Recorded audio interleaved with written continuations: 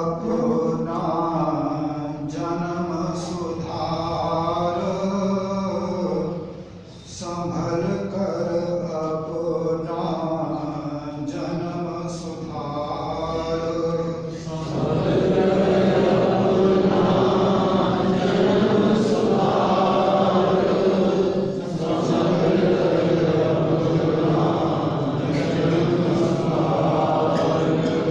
पूरन पुरख की शरण पधार,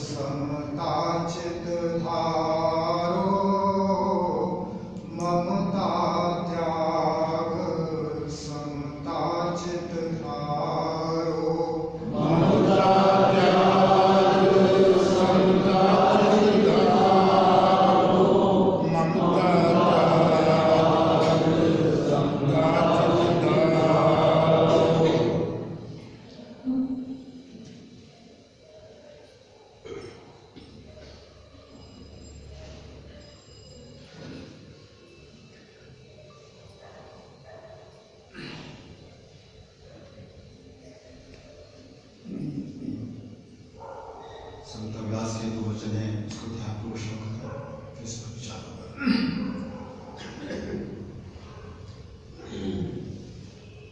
सबसे बड़ा अज़ाब जीव को यह ही है कि झूठ चीज को सत्य मानकर उसके भोग में सुख जानता है।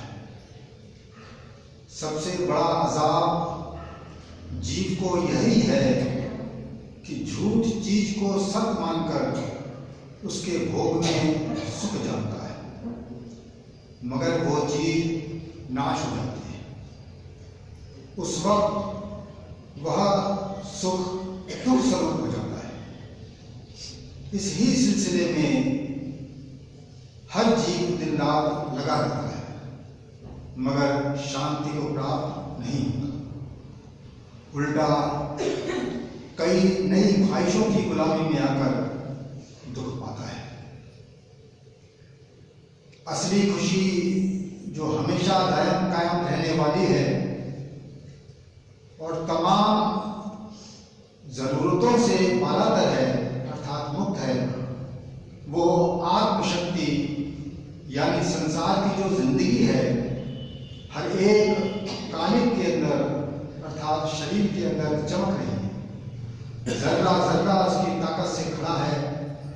इसी को मरकज या मसदर ईश्वरीय शक्ति का कहा जाता है।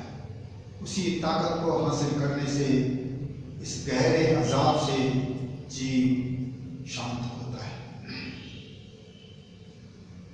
तो सबसे पहली बात, सबसे बड़ा अजाब जीव को यही है कि झूठ चीज को सत्य मानकर उसके भोग में सुख जानता है, मगर वो चीज नाश हो जाती है। उस वक्त वो सुख दुख स्वरूप हो जाता है।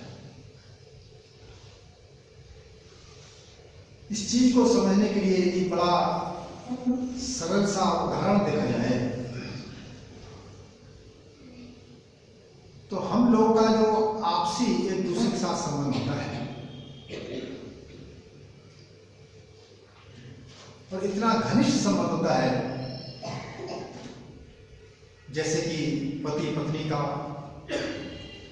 माँ बेटे का, तथा माता पिता और संतान का, यह सबसे ज्यादा घनिष्ठ संबंध होता है। इसीलिए इसके आधार पर इस वाक्य का निर्णय बड़ी आसानी से किया जा सकता है। कहते हैं झूठ चीज को सत्य मानकर उसके भोग में सुख जाता है, मगर वो चीज नाश हो जाती है। उस वक्त वो सुख दुख स्वरूप हो जाता है। तो मान लिया पति पत्नी है, किसी के पति का देहावसान हो गया, किसी की पत्नी का देहावसान हो गया, तो विचार करके देखो कि जो पति पत्नी का गृहस्थ जीवन है उसको सुख का जीवन कहा जाता है। इसीलिए हम गृहस्थ जीवन में प्रवेश करते हैं। यदि सुख का जीवन ना हो तो कोई व्यक्ति गृहस्थ में प्रवेश क्यों करे? एक दूसरे पर गृहस्थ जीवन के सारे सुख आधारित होते हैं, ये हम सब अपने अनुभव से जानते हैं। परंतु ये भी हम अच्छी तरह जानते हैं कि दो में से एक कभी भी विदा हो जाता है। तो जीवन फिर किस प्रकार का हो जाता है, ये जिन पर बीतती है, जो इस अनुभव से गुजरते हैं,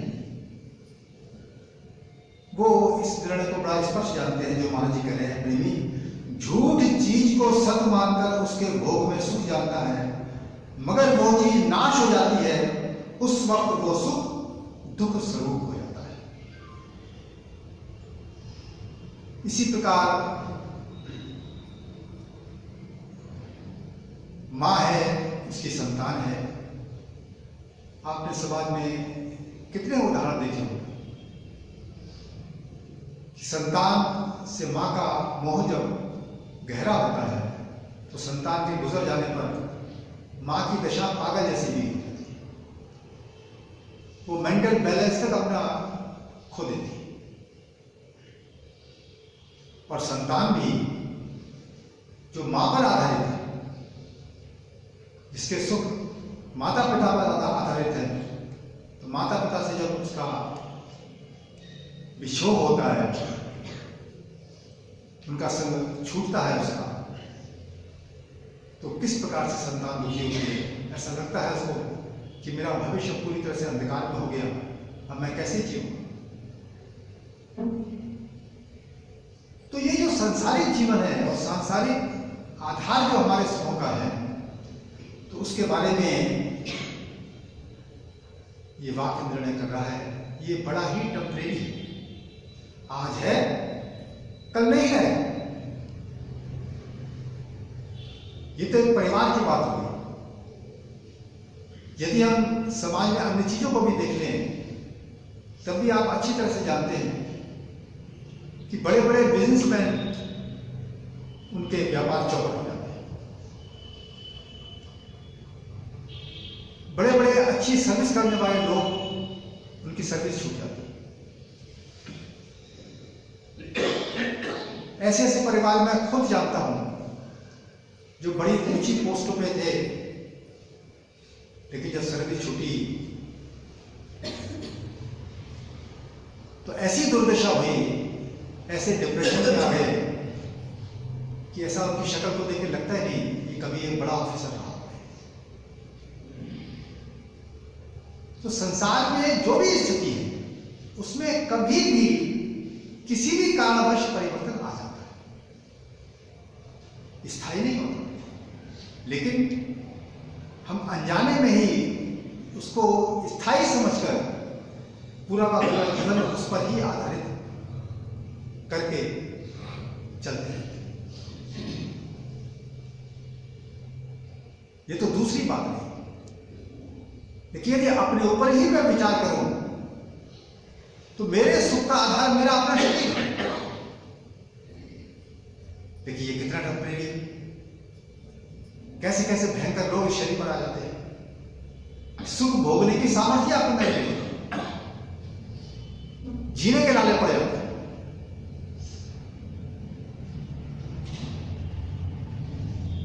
तो सत्पुरुष ने तो एक सूत्र रूप में बात कर दी कि सबसे बड़ा अजाब अर्थात सबसे बड़ा रोग या सबसे बड़ा दुख जीव को यही है कि झूठ चीज को सत्य मानकर उसके भोग में सो जाता है। झूठ चीज किसको? जो निरंतर परिवर्तनशील है, जो नाश है, उसको झूठ चीज कहते हैं। जो परिवर्तनशील है और नाशरूप, जैसे मेरा शरीर स्वस्थ है, ये स्वास्थ्य मेरा रोग में बदल गया, और ऐसा रोग लग गया इसके ठीक होने का संभावना ही नजर नहीं आती। तो झूठ चीज को सत्य मानकर उसके भोग में सुख जानता है, मगर वो चीज नाश हो जाती है। सुख का जो आधार है वो बदल जाता है। तो सुख का आधार जब बदल गया तो आपका सारा सुख दुख में बदल गया नहीं। उस वक्त वो सुख दुख स्वरूप हो जाता है। इस ही सिलसिले में हर एक जीव दिन रात लगा रहता है। ये हमारा जीवन है। रात दिन जो कुछ भी पुरुषार्थ कर रहे हैं वो इन्हीं सुख को प्राप्त करने की कोशिश कर रहे हैं। हमारे सुख का आधार नहीं है। तो कहते हैं कि यदि तू लगा है इसमें, तो कहते हैं कि शांति को प्राप्त नहीं होता, उल्टा कई नई ख्वाहिशों की गुलामी में आकर दुख पाता है। तो सांसारिक जीता जीवन है, ये टेम्परेरी है। आप देखते हैं कि हर मनुष्य के जीवन में कोई बचता नहीं है, कोई ना कोई उसका आइटम बिगड़ा ही है। चाहे अपने शरीर का जो स्वास्थ्य है वही बिगड़ जाए, जिसका संग है उसका स्वास्थ्य ही बिगड़ जाए, उसका संग ही छूट जाए, जो मेरा स्रोत है पैसा कमाने का वही बिगड़ जाए, सामाजिक व्यवस्था ही बिगड़ जाए। देश ठीक चल रहा है तो आपकी चीजें ठीक चल रही है, तो देश भी तो बिगड़ सकता है, व्यवस्था भी तो बिगड़ सकती है, बड़े बड़े युद्ध हो जाते हैं। तो हर चीज जो आपके सुख का आधार है उसमें कभी भी परिवर्तन हो जाता है, और कोई ना कोई चीज याद रखिए आपकी हमेशा ही बिगड़ेगी।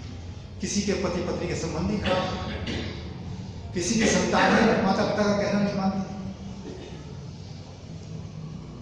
कोई पड़ोसी ही दुश्मन बन जाता है, किसी का बॉस ही अपने एम्प्लॉय को परेशान करता रहता है।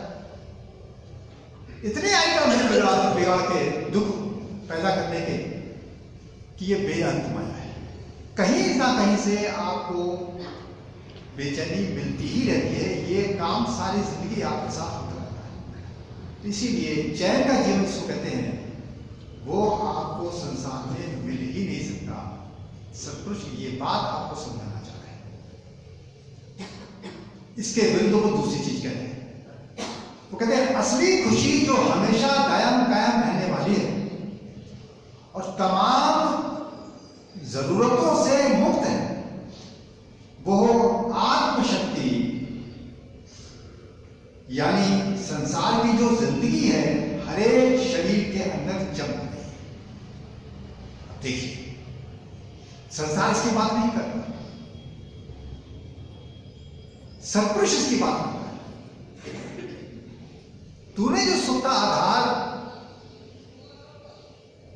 संसार को बनाया है वो इसको साफ साफ कर रहे हैं, ये नाशवान है, परिवर्तनशील है, इसमें तुझको कुछ देर का सुख तो मिल सकता है, लेकिन उस सुख के साथ दुख सदैव तेरे साथ लगा ही रहेगा और तेरे जो सुख का आधार है वो तुझसे छिन भी सकता है, नाश नहीं हो सकता उससे। तो किस विपत्ति से तो गुजरेगा। इसलिए कहते हैं तेरी देह के अंदर ही एक ऐसा स्रोत है जो असली खुशी का खजाना है। वो कह रहे हैं कि वो आत्मशक्ति यानी संसार की जो जिंदगी है हर एक शरीर के अंदर चमक रही है, जर्रा जर्रा उसकी ताकत से खड़ा है। इसी को ईश्वरीय शक्ति कहा गया है। उसी ताकत को हासिल करने से इस गहरे अजाब से जीव शांत होता है। इस देह के अंदर वो खजाना मौजूद है, उस खजाने का स्रोत मौजूद है। ये जीव कोशिश करके उसको हासिल कर सकता है, उस खजाने का दरवाजा खोल सकता है। उसकी चाबी गुरु के हाथ में है, अवतारों के हाथ में है। उन्होंने उसको प्राप्त किया है, उसका मेथड जानते हैं। इसीलिए हमसे कहते हैं तू भी उस विद्या को पढ़ो जिसको अध्यात्म विद्या कहते हैं। ये वो साइंस है जो इस देह के अंदर शांति के खजाने को खोल देती है। तो हर मनुष्य जो दुखों से छुटकारा चाहता है, अशांति से छुटकारा चाहता है, उसको अंदर के खजाने को खोलने के लिए पुरुषार्थ करना ही चाहिए। इसी के लिए वाणी कह रही है कि प्रभु के सिमरन काल में ये दुर्लभ जीवन है, ये मनुष्य जन्म का ये दुर्लभ वक्त है उस ईश्वरीय शक्ति के, ईश्वरीय शांति के खजाने को खोलने के लिए मिला है। क्योंकि तुझको सुख चाहिए, आनंद चाहिए, और जो आधार तुमने संसार में बनाया है इनकी प्राप्ति के लिए वो नाशवान है, परिवर्तनशील है। इसलिए वो चीज पूरी जिंदगी में तुझको मिल ही नहीं सकती। आज जो सुख है कल को तेरा तो दुख बन जाएगा।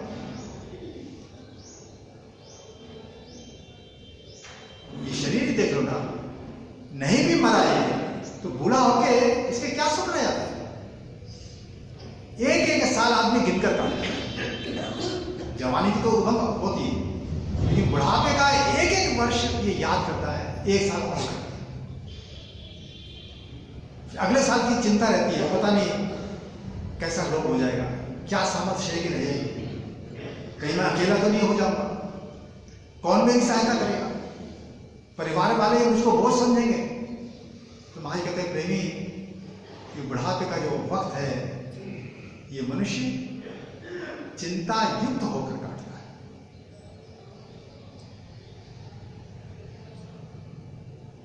तो पूरे जीवन भर हम जानते हैं, अपने अनुभव से जानते हैं कितनी प्रकार की बेचैनी हम भोग कर बड़े होते हैं। एक विद्यार्थी जीवन ही देखो ना, कितना लंबा है, 25 साल का विद्यार्थी जीवन होता है।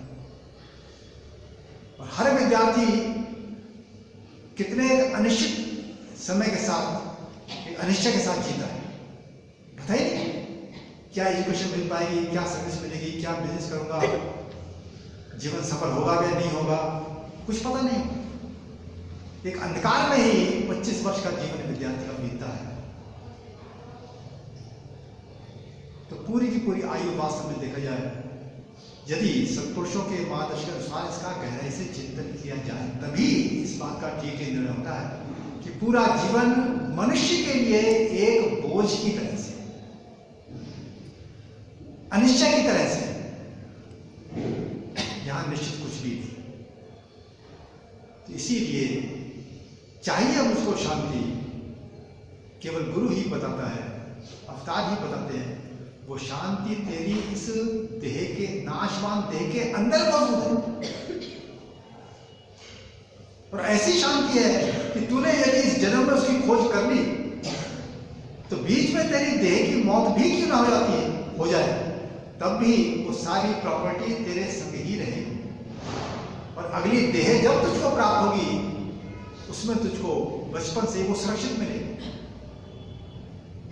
वो आनंद का खजाना खोएगा नहीं या छूटेगा नहीं। महाराज जी को जीवन को देखिए, उनकी क्या एजुकेशन थी, हालांकि बड़े ब्रिलियंट स्टूडेंट थे, हमेशा फर्स्ट आते थे। हेड मास्टर कहता था कि मंगल,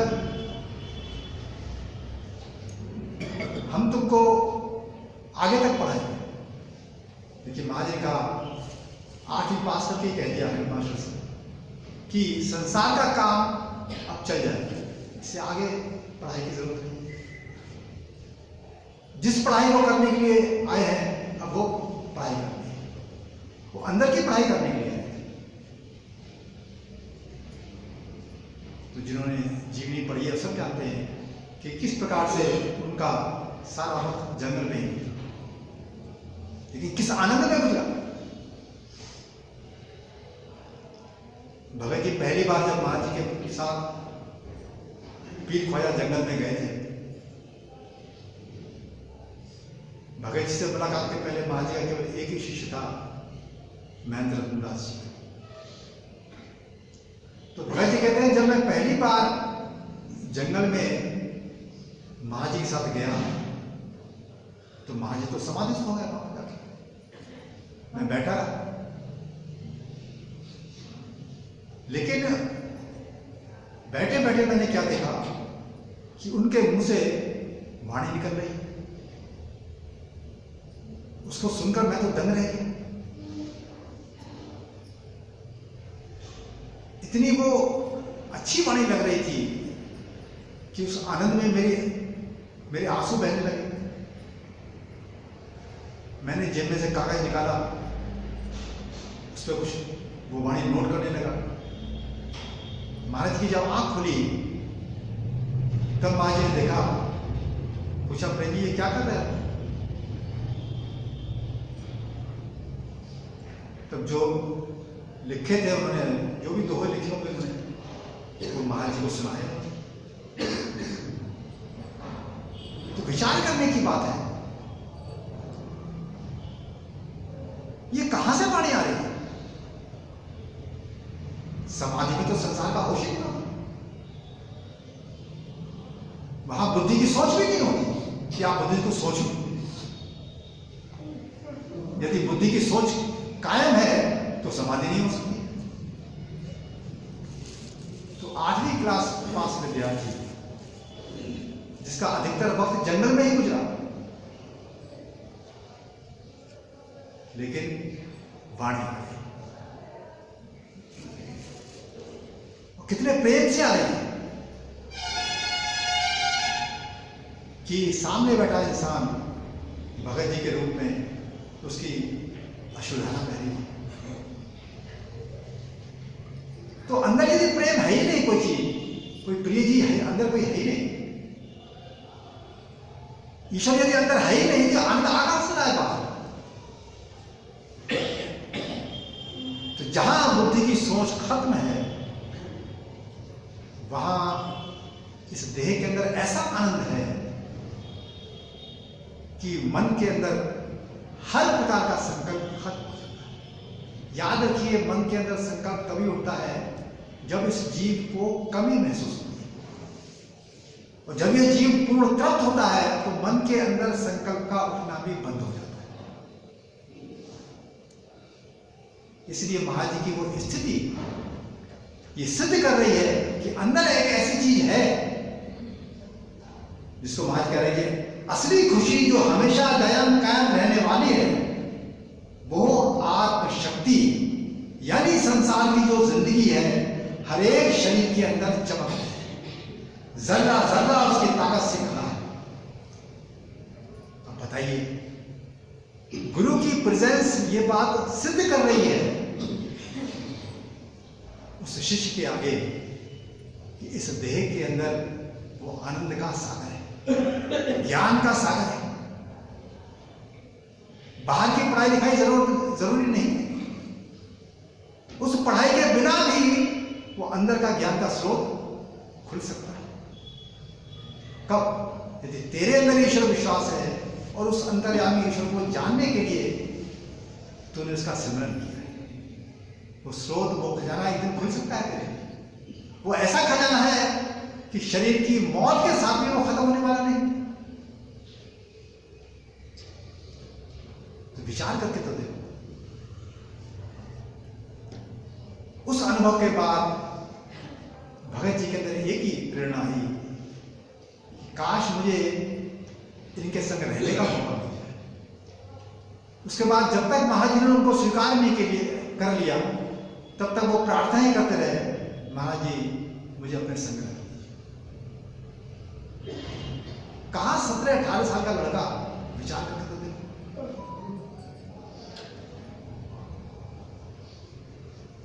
वो उस गुरु के आगे से हटना ही नहीं चाहता। 18 साल की उम्र में तो क्या अनुभव होती है संसार के भोग की, लेकिन उसको एक टेस्ट मिल गया, एक अनुभव मिल गया कि अंदर कोई ऐसा खजाना है, ऐसा आनंद है। जो आदमी बिल्कुल शांत है, जंगल में बैठा हुआ है, सुख का कोई साधन नहीं, लेकिन किस प्रेम का, किस आनंद का वो भोग कर रहा है, और उसकी प्रेजेंस में, उसकी उपस्थिति में सामने बैठने वाले को भी कितना आनंद आ रहा है। तो सत्पुरुष के जीवन से इस बात का बोध होता है, ये बात सिद्ध होती है कि अंदर वो आनंद रूप ईश्वर मेरे रोम रोम में रमा हुआ है और वो सर्वज्ञाता है। इसीलिए गुरु के माध्यम से वो प्रभु, वो अंतर्यामी ईश्वर लोक कल्याण के लिए मंत्र प्रकट कर रहे हैं, वाणी प्रकट कर रहे हैं। आज आप उसी को सुन रहे हैं, उसी को सीख रहे हैं। तो अंतर्यामी ईश्वर आपको इस वचन के द्वारा, इस वाणी के द्वारा सिखा रहा है कि मैं आनंद का सागर हूं और तेरी इस देह के अंदर मौजूद हूं, और तू सुख कहां देख रहा है? नाशवान चीज। तूने सुख का जो भी आधार बनाया है वो नाशवान है। इसलिए पूरा जन्म तेरा बीत जाता है, तुझको चैन नहीं, बेचैनी लेकर ही तू जीता है, और बेचैनी लेकर ही संसार से विदा होता है। तो ये तो जीवन का फेलियर है। मिला क्या है? क्योंकि हम अज्ञानियों के बीच में पले हैं, इसलिए विचार की आंख हमारी खुली नहीं, इसलिए ये नकल कर करके यही हम करते रहते हैं। इसीलिए कहते हैं तेरे रोम रोम में वो शक्ति मौजूद है। इसी को महाराज ये नाद कहते थे, इसी को महाराज ये मिलन कहते थे। और इसका अनुभव वो कहते हैं, यदि तू गुरु की बात मान ले, तू पैसे का सिमरन करता है, संसार के सुखों का सिमरन करता है, इसमें यदि तू दुख देखना शुरू कर दे, जो इसमें है, इसमें तुझे चैन कभी नहीं मिलेगा। अरे चैन ही नहीं मिला जिंदगी में तो दुख नहीं भोगा, तो मैंने क्या भोगा? तो चैन इस देह के अंदर है, वो ईश्वर सत्ता के अनुभव में है, जो तेरे रोम रोम के अंदर जमी हुई है। तो उसका अनुभव कर सकता है। और उसका सरल सा तरीका गुरु कहता है, प्रेमी उस प्रभु पर विश्वास कर रहे कि वो है और वो आनंद रूप है, वो शांति रूप है। मौत के साथ भी उसका संग नहीं छूटता, तेरा नित्य का साथी है, तेरा जीवन रूप है, तेरी देह भी उसके बिना जीवित नहीं रह सकती। तो उस पर ही विश्वास नहीं करता, जो तेरी जान है उस पर तो विश्वास नहीं करता। तो गुरु की प्रेजेंस, गुरु का जीवन हमारे अंदर वो विश्वास पैदा करता है कि वो ईश्वर है, मेरी इस देह के अंदर मौजूद है और मैं उसका अनुभव कर सकता हूं। उसका संग तो मुझको प्राप्त ही है क्योंकि तो इस देह के अंदर मौजूद है, लेकिन वो मेरे अनुभव में नहीं है। गुरु की बात यदि मानो तो मैं उसका अनुभव कर सकता हूं। तो हर जीव का अनुभव ये बताता है, अंदर का अनुभव बताता है कि वो आनंद रूप है, वो शांति रूप है, वो ज्ञान रूप है। इसलिए जिसने उसका अंदर अनुभव किया उसके अंदर ज्ञान फूट जाता है, उसको कोई ज्ञान की कमी नहीं है। इसीलिए रामकृष्ण परमहंस जैसे अनपढ़ लोग भी विवेकानंद जैसे लोगों को गाइड करते हैं। कहां ज्ञान की कमी?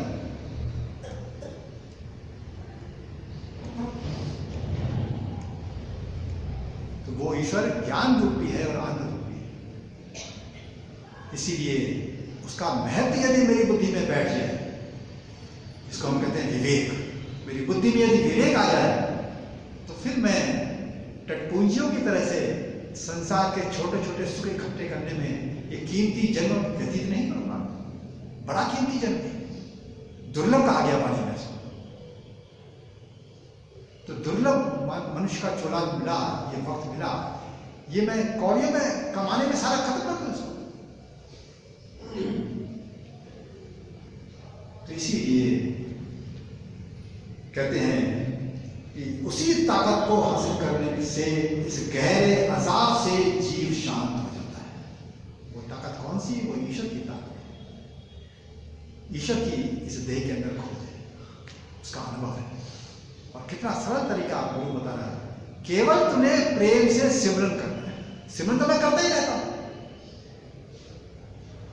सुबह जब आंख खुलती है, रात को जब आंख आपकी बंद होती है, दिन भर आप सिमरन तो करते रहते हो। सिमरन का मतलब है मन में कुछ ना कुछ चिंतन चलते रहना, इसी का नाम सिमरन।